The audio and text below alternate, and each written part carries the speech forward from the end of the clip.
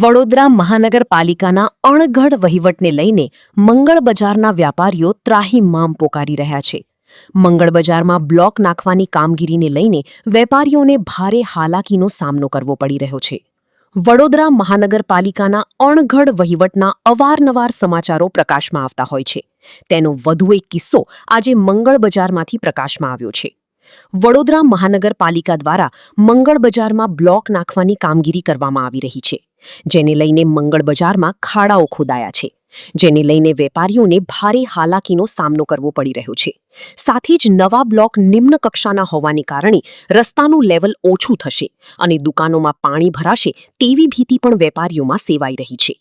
ત્યારે હવે વડોદરા મહાનગરપાલિકા દ્વારા પ્રજાના ટેક્સના પૈસાનો વેડફાટ ના થાય અને મહાનગરપાલિકા તંત્ર યોગ્ય કાર્યવાહી કરે તેવી વેપારીઓમાં માંગ ઉઠવા પામી છે.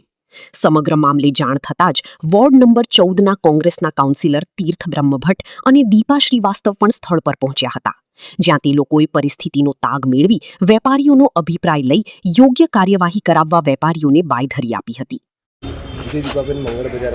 મંગળ બજારના વેપારીઓને અમે કોલ કરીને બોલાવ્યા છે અને એમની જે ડિમાન્ડ છે, એમની જે માંગ છે, એમની માંગ એટલી છે કે જે જૂના અમારા જે બ્લોક હતા એ થોડા સ્ટ્રોંગ અને ઊંચી ક્વોલિટીના છે અને જે હમણાં જે નાખી રહ્યા છે એ બહુ જ લો કેટેગરીના છે અને એમના જે 40થી 60 એમએમનું જે અંતર હોય છે એ પણ છે.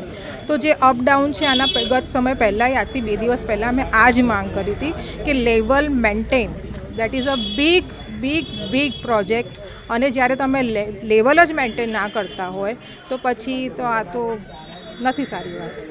જે અહીંયાના વેપારીઓનો રોષ છે એનો એવું છે કે આથી 2 મહિના પહેલાં બી આ વસ્તુ અમે માંગ મૂકી હતી કે જ્યારે કામ કરો તો પરફેક્ટલી એક જ ટાઈપના બ્લોક રાખો, પણ આ એક ટાઈપના બ્લોક ન રાખવાથી અપડાઉન થયું છે. આ મંગળ બજાર અને આ મંગળ બજાર છે. મંગળ બજારમાં પાછળ શાક માર્કેટનો રસ્તો છે.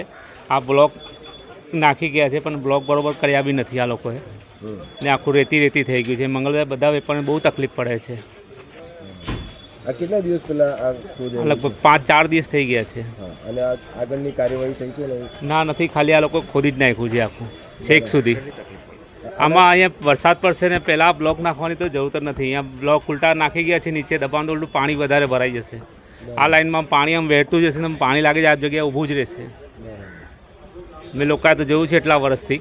નુકસાન કેટલું થશે? કારણ કે જે પ્રકારે સમસ્યા પણ છે, પાણી નુકસાન તો દરેક દુકાન પાણી તો ઘૂસશે જ સાહેબ. આ વખતે પાણી તો ઘૂસવાનો સવાલ જ છે, કેમ કે 4 કે 5, 2 કે 3 ઇંચ વરસાદ પડે પાણી ઉપર જ આવી જાય છે. ઓટલાની ઉપર જ પાણી જતું.